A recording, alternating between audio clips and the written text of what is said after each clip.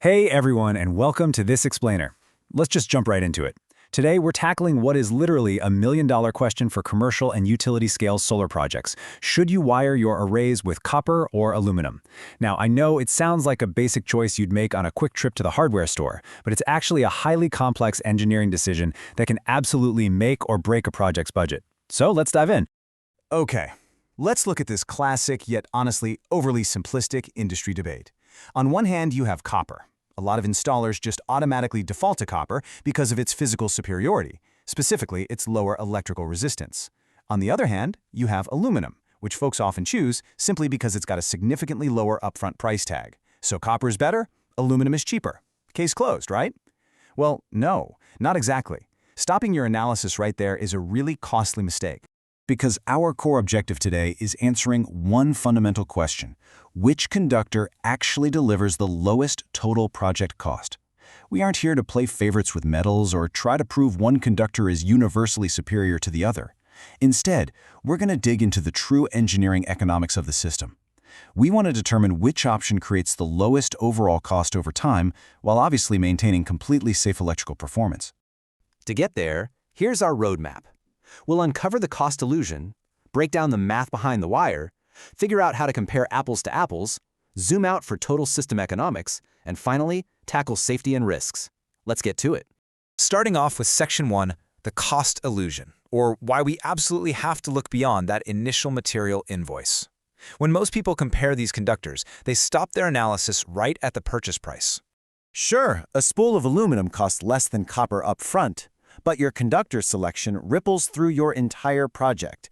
It directly impacts things like voltage drop, power loss, installation complexity, conduit fill, termination hardware, and long-term maintenance. The goal isn't just grabbing the cheapest spool of cable off the shelf on day one. A cable that looks like a steel initially might actually create massive long-term energy losses if it's improperly sized. So the true objective here is delivering power safely at the lowest overall cost over the system's entire lifespan. To really grasp those long-term impacts, we need Section 2, the math behind the wire.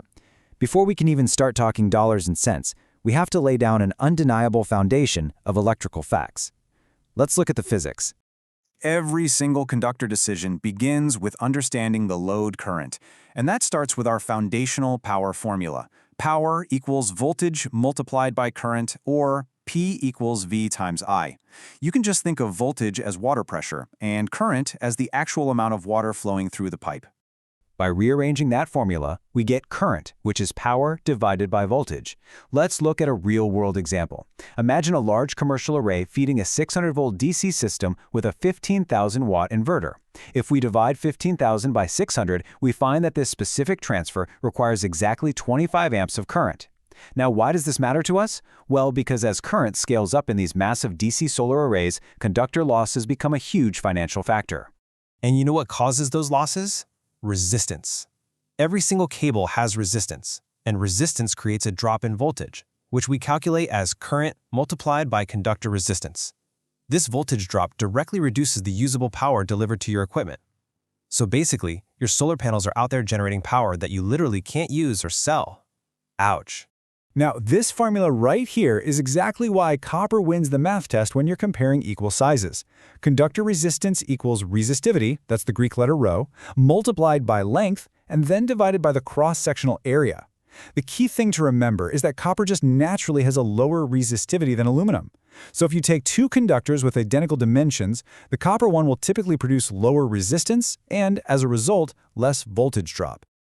But wait, it actually gets worse. Because resistance doesn't just drop your voltage, it also generates heat. Power loss is calculated as current squared multiplied by resistance. That heat isn't just some harmless byproduct, it literally represents your system's efficiency burning off into thin air over years and years of operation. This equation is exactly why engineers obsess over reducing conductor resistance on long runs. So if copper just straight up wins the math test, why would anyone ever use aluminum? Well, that brings us to Section 3, comparing apples to apples. This is the crucial aha moment of our explainer, because up until now, we've actually been making a fundamental error. And that fundamental error is comparing equal sizes of different metals. Doing that is completely misleading. Real engineers don't compare equal sizes, they compare conductors that achieve similar electrical performance. Because aluminum has higher resistance, to achieve the same acceptable voltage drop and ampacity, which is just its safe current carrying capacity, the aluminum conductor has to be physically larger. So the correct comparison is a copper conductor meeting the design target versus a much larger aluminum conductor meeting that exact same design target. The trade-off? Aluminum saves you material cost, while copper saves you physical space and reduces termination size requirements. Once we have those conductors properly sized, we can look at Section 4, Total System Economics. Let's shift our focus to the big picture and see how these physics scale up in massive utility and commercial projects. In utility-scale solar installations, you're not dealing with a few feet of wire. You are dealing with hundreds of meters of cable. And as we just learned from our resistance formula, resistance increases with length. If you double the conductor length, the resistance roughly doubles. As that resistance rises, your voltage drop shoots up rapidly and your energy delivery plummets. This becomes a major economic penalty. Even a tiny difference in cost per meter run on runs this long can create massive budget impacts for the entire project. And this economic impact totally multiplies when we look at an often ignored factor: weight. Large copper conductors get extremely heavy.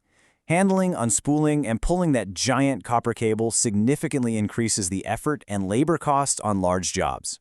Aluminum, on the other hand, is so much lighter. On these massive solar fields, using that lighter aluminum can drastically reduce your labor requirements, which translates to massive overall savings for the project.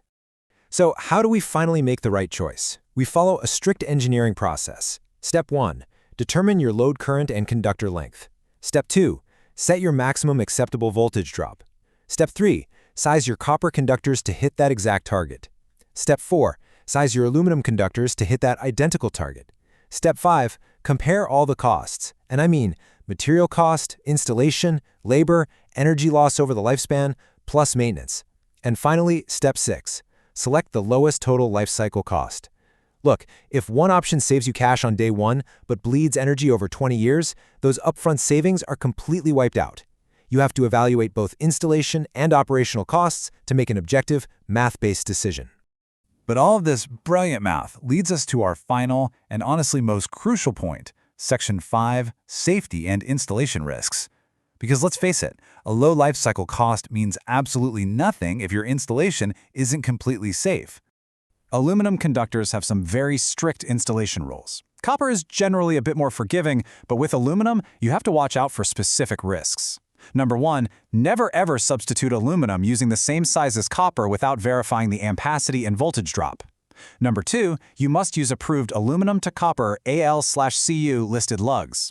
Number 3, aluminum expands and contracts more than copper due to thermal expansion, so following the exact manufacturer torque specs is non-negotiable to prevent loose connections.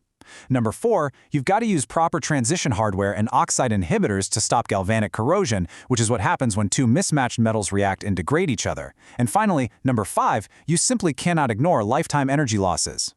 If you remember nothing else, remember this.